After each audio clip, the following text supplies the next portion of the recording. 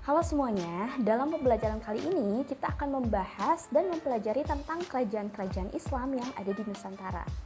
Tentunya tidak dipungkiri bahwa masuknya agama Islam ke Nusantara ini turut berdampak dalam berbagai bidang. Salah satunya adalah bidang politik pemerintahan yang mana ketika Islam masuk kita mengenal kerajaan yang bercorak Islam atau seringkali disebut sebagai kesultanan. Tentunya banyaknya kerajaan-kerajaan Islam yang ada di Nusantara serta tahun-tahun yang menyertainya, tokoh-tokohnya, dan juga peristiwa-peristiwanya sangat banyak dan juga mungkin agak lebih susah dan sulit untuk dipahami. Nah, untuk mempermudah pemahaman kita terkait dengan kerajaan-kerajaan Islam ini, kita bisa menggunakan pendekatan dari teori siklus Arnold Toynbee. Nah, apa sih sebenarnya teori siklus Arnold Toynbee? Jadi, Toynbee ini memiliki teori bahwa sebuah peradaban besar itu akan selalu mengalami fase-fase kelahiran, pertumbuhan tentunya dengan kejayaannya, kemudian keruntuhan dan juga kematian. Nah, dari teori Arnold Toynbee ini kita bisa mengambil 3 poin penting, yaitu adanya kelahiran, pertumbuhan atau kejayaan, dan juga keruntuhan. Nah, 3 poin inilah yang bisa kita gunakan untuk mengkaji suatu kerajaan Islam di Nusantara, tentunya untuk mempermudah pemahaman kita terkait kerajaan-kerajaan tersebut. Perlu diketahui bahwa memang kerajaan-kerajaan Islam yang ada di Nusantara ini sangat banyak dari Sabang sampai Merauke. Nah, namun hanya ada 7 kerajaan besar yang sangat terkenal pada masa itu dan juga berdampak besar bagi Nusantara ini. Yang pertama adalah Kerajaan Samudra Pasai, yang kedua yaitu Kerajaan Aceh, yang ketiga Kerajaan Demak, dan yang keempat Kerajaan Banten. Kemudian ada Kerajaan Mataram, Ternate Tidore, dan juga Goa Talo. Nah, itu adalah kerajaan-kerajaan yang memang sangat-sangat terkenal dan besar pada masa itu di Nusantara. Kali ini kita akan mempelajari tentang 2 kerajaan, yaitu Kerajaan Aceh dan Demak dengan pendekatan teori Arnold Toynbee, yaitu adanya kelahiran, pertumbuhan atau kejayaan, dan kematian. Dan tentunya ini akan mempermudah kita untuk mempelajari setiap kerajaan Islam yang ada di Nusantara. Yang pertama yang akan kita bahas adalah Kerajaan Aceh. Sesuai dengan namanya ya, bahwa Kerajaan Aceh ini memang terletak di wilayah Aceh sekarang, tepatnya di wilayah Sumatera bagian utara, tepatnya dekat dengan pelayaran internasional pada saat itu yaitu Selat Malaka, yang juga sangat menguntungkan. Maka itu tidak bisa ditutupi, dipungkiri bahwa memang Kerajaan Aceh ini menjadi kerajaan yang nantinya akan besar, karena salah satu faktornya itu terletak di dekat Selat Malaka. Bagaimana kelahiran Kerajaan Aceh sendiri? Pada tahun 1511 ketika Portugis ingin menguasai Selat Malaka, yang mana pada masa itu Selat Malaka dikuasai oleh Kerajaan Samudra Pasai, yang mana sebelumnya telah kita bahas juga tentang Kerajaan Samudra Pasai. Nah, ternyata kedatangan Portugis ini menyebabkan Kerajaan Samudra Pasai mulai mundur eksistensinya. Dan hal inilah yang menjadikan cikal bakal dari munculnya Kerajaan Aceh. Jadi mulai muncul kerajaan yang ingin menguasai lagi nih Selat Malaka setelah Samudra Pasai mundur karena adanya Portugis, yaitu Kerajaan Aceh.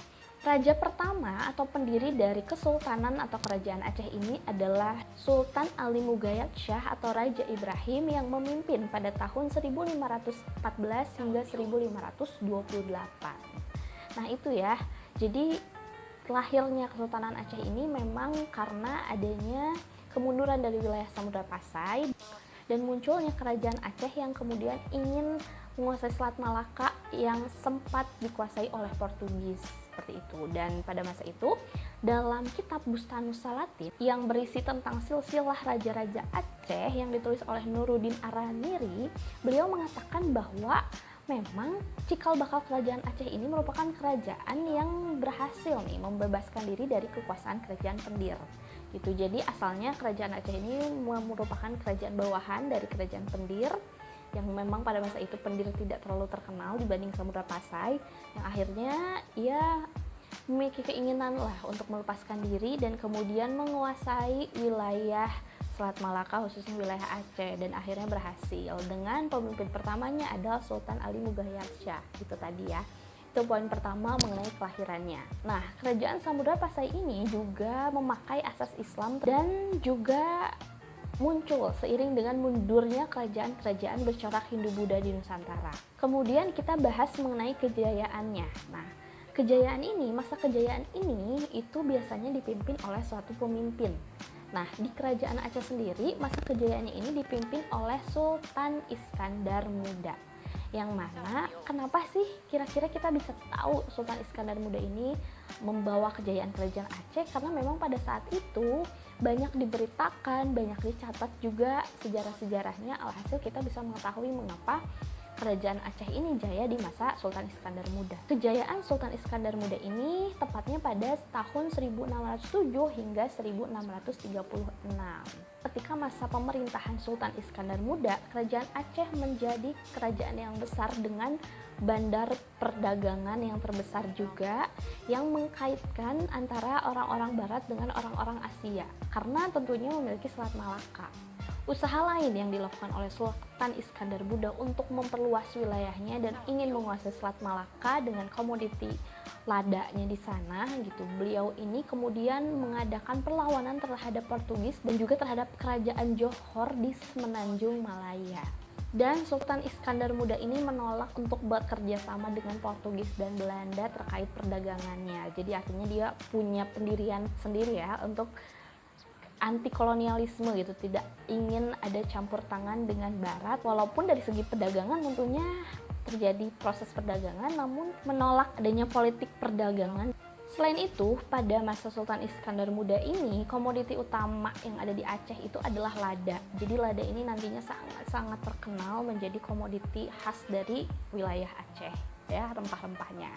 Nah, kemudian pada masa Sultan Iskandar Muda ini, ia bahkan sampai berhasil menaklukkan beberapa wilayah lain seperti wilayah Aru, Pahang, Kedah, Perak, dan juga Indragiri. Sehingga memang pada masa pemerintahan Sultan Iskandar Muda ini wilayah pendudukan kerajaan Aceh semakin besar. Dan kemudian pada masanya ini juga muncul ahli tasawuf dalam ranah keagamaan, yang mana nantinya makin kuatlah dengan asas agama Islamnya di wilayah kerajaan Aceh.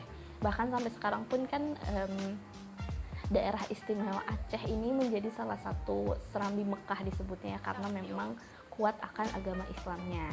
Nah, itu mengenai kejayaan dari kerajaan Aceh. Tadi mengenai kelahiran sudah, kejayaan, dan sekarang kita bahas tentang keruntuhannya. Keruntuhan dari kerajaan Aceh ini yaitu terjadi karena wafatnya Sultan Iskandar Muda pada tanggal 27 Desember 1636. Lalu mengapa wafatnya Sultan Iskandar Muda ini menjadi kemunduran bagi rakyat Aceh? Tentunya setelah Sultan Iskandar Muda wafat, tidak ada lagi penerus yang bisa menyerupai dirinya gitu. Jadi penerusnya itu lebih lemah, menjadi raja yang kurang bijak dan kurang bisa mengatur kerajaan. Tidak seperti beliau yang sangat terkenal dan dipuja oleh masyarakatnya. Kemudian terjadi perpecahan di dalam wilayah Acehnya sendiri karena adanya pertikaian antara golongan bangsawan dengan golongan ulama selepas wafatnya Sultan Iskandar Muda ini. Dan kemudian banyak sekali daerah-daerah yang ingin lepas dari wilayah kerajaan Aceh. Selain itu, datang pula bangsa Barat yang ingin sekali menguasai wilayah Aceh dengan adanya penandatanganan Traktat Sumatera dan Traktat London. Akhirnya, pada 26 Maret 1873, karena kerajaan Aceh yang besar ini, Belanda menyatakan perang dan terjadilah perang selama 30 tahun. Lalu, perang yang terjadi di wilayah Aceh ini memang diakui Belanda sebagai perang yang sangat kuat, karena 30 tahun bertahan dengan teknologi orang-orang Aceh tentunya lebih sederhana dibanding orang Belanda. Hal ini tentunya dikarenakan karena adanya prinsip hidup mereka dengan asas Islami, bahwa perang melawan kolonial itu mereka anggap sebagai jihad fisabilillah gitu ya, berperang di jalan Tuhan. Terlebih mereka sangat percaya terhadap pemimpin-pemimpinnya. Jadi ketika ada pemimpin yang memang dipercaya oleh mereka untuk memimpin, itu terlebih pemimpinnya hebat, pasti mereka akan melakukan apapun yang dikatakan oleh pemimpin.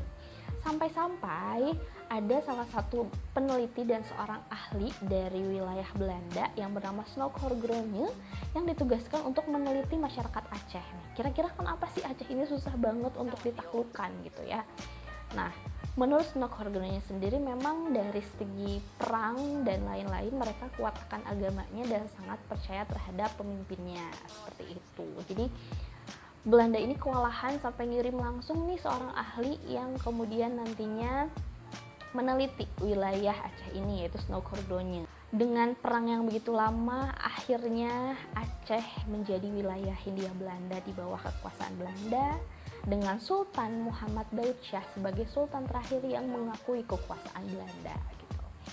Walaupun gagal dari segi strategi perang, tapi hal ini pun sebenarnya menjadi salah satu ketakutan bangsa Belanda bahwa mereka melihat ada suatu gerakan yang memang sangat sulit untuk dilawan, jadi kita nggak bisa hanya sebelah mata melihat perlawanan di Nusantara ini seperti yang terjadi di Aceh, dan juga tentunya mengalami kerugian sekali nih Belanda ini terkait adanya perang di wilayah Aceh. Jadi mereka kan pasti mengeluarkan banyak modal untuk perang, dan ini pun merupakan salah satu kerugian Belanda sebenarnya, apalagi terjadi sekitar 30 tahun walaupun akhirnya gagal.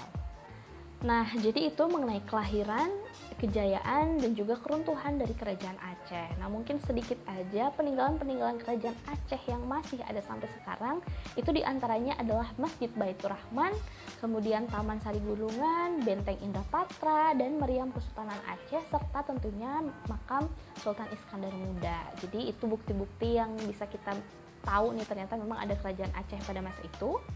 Dan juga adanya beberapa karya sastra lain. Tadi kan ada Burhanuddin Salatin yang menuliskan silsilah Raja-Raja Aceh. Nah, itu mengenai kerajaan Aceh yang merupakan kerajaan yang terkenal di Sumatera dan diakui kekuatannya dan kehebatannya oleh Belanda. Oke, sekarang yang kedua kita akan membahas tentang kerajaan Demak. Kita akan pergi dari wilayah Sumatera ke wilayah Jawa Tengah nih ya, tepatnya di wilayah Demak. Perlu diketahui bahwa Demak ini merupakan kerajaan pertama bercorak Islam di wilayah Jawa. Berdiri pada tahun 1500 Masehi, ternyata kerajaan Demak ini awalnya merupakan kerajaan vasal dari wilayah kerajaan Majapahit. Lalu bagaimana kelahiran dari kerajaan Demak ini?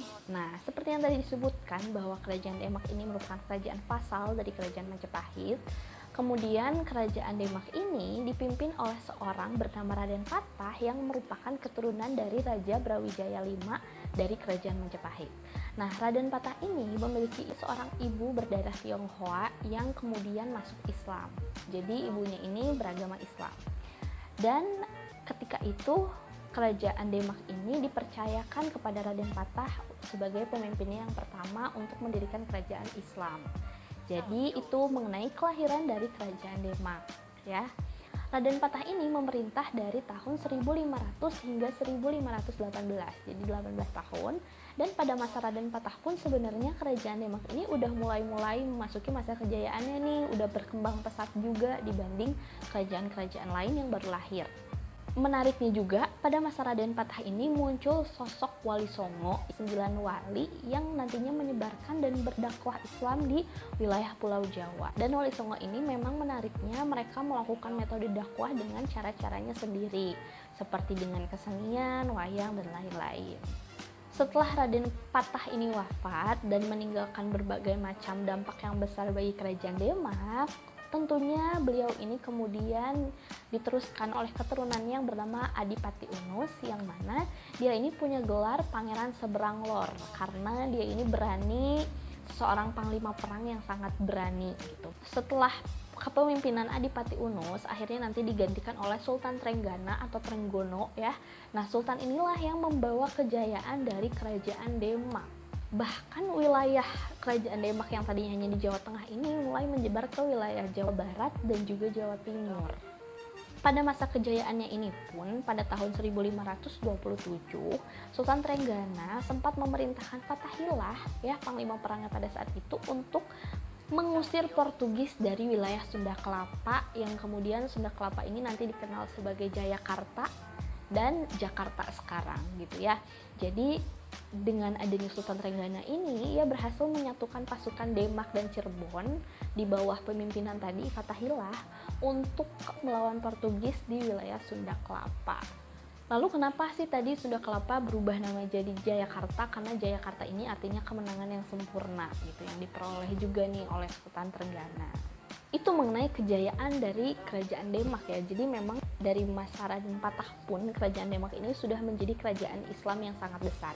Terlebih merupakan kerajaan pertama nih yang bercorak Islam di Pulau Jawa. Tentunya sangat besar adanya Wali Songo di kerajaan tersebut. Kemudian ketika masuk ke Sultan Trenggono, wilayahnya udah berhasil menguasai Jawa Barat dan Jawa Tengah. Kemudian dia juga berhasil mengusir Portugis dari Sunda Kelapa. Nah, itu kan mengenai kejayaannya ya. Jadi kita tadi udah belajar mengenai kelahirannya, kemudian kejayaannya. Nah, keruntuhannya terjadi ketika tahun 1546 saat Sultan Trenggono ini menyerang wilayah Panarukan Situbondo yang dikuasai kerajaan Blambangan. Jadi dia wafat ketika melawan kerajaan Blambangan, dan akhirnya sama ya dengan kerajaan Aceh tadi, ketika pemimpin yang wafat itu terjadi kemunduran di dalam istana. Nah, ini adalah persamaan yang terjadi sebenarnya, dan di beberapa kerajaan biasanya seperti itu ya, karena ketika ada pemimpin yang kita sudah percayai dengan sepenuh hati akhirnya digantikan oleh orang lain, itu biasanya ada transisi di dalam masyarakatnya sendiri gitu, ada pro kontra dan ada faktor-faktor yang kemudian menjadikan kemunduran suatu wilayah. Selain itu, yang menjadi kekhawatiran dan juga polemik di wilayah kerajaan Demak ini, ketika Sultan Trenggono wafat, di dalam istana kerajaan kesultanan ini tuh terjadi perselisihan nih, siapa sebenarnya yang harus kemudian menguasai dan menjadi pemimpin wilayah Demak ini. Jadi ada perselisihan dan perebutan kekuasaan di dalam istana. Akhirnya kerajaan Demak ini benar-benar usai pada tahun 1554 gitu. Jadi dia cukup lama ya, waktunya setengah abad, yang mana berhasil mengusir Portugis juga gitu. Terus juga menyebarkan dakwah Islam dengan Wali Songonya, bahkan gak hanya di Pulau Jawa, ternyata ke Kalimantan pun Wali Songo ini sempat berdakwah gitu. Nah, mengenai peninggalan dari kerajaan Demak ini, ada beberapa peninggalan yang menjadi ikon nih ya kerajaan Demak, yaitu ada Masjid Agung Demak tentunya, yang menjadi akulturasi juga antara budaya Islam dengan masa pra-Islam, yaitu Hindu-Buddha pada masa itu, yang bisa kita lihat dari arsitekturnya. Kemudian juga adanya pintu beledek, soko guru, bedug, dan kentongan yang kita tahu nih setiap bulan puasa tuh. Kemudian ada sistem kolam wudhu, piring campa, dan lain-lain. Nah, jadi itu mengenai kelahiran, kejayaan, dan juga kemunduran dari kerajaan Demak dan juga Aceh tentunya. Nah, itu dua kerajaan yang sangat besar di wilayah Sumatera dan Jawa yang udah sama-sama kita pelajari tadi dengan pendekatan teori Ongno Toyenbi. Nah, mungkin itu akan mempermudah kita ya untuk memahami suatu kerajaan. Kita bisa lihat dari bagaimana mereka lahir, tumbuh, jaya, dan akhirnya runtuh, serta peninggalan-peninggalan yang menjadi bukti sejarah mengapa kita bisa mengetahui adanya kerajaan-kerajaan tersebut pada masa lalu. Teori ini juga bisa diterapkan ke beberapa peristiwa lain yang akan memudahkan kita untuk memahami suatu peristiwa yang terjadi, bagaimana peristiwa itu terjadi, bagaimana peristiwa itu berkembang, dan bagaimana peristiwa itu usai. Nah, itu saja untuk pembelajaran di video kali ini. Mohon maaf jika ada salah kata. Terima kasih banyak.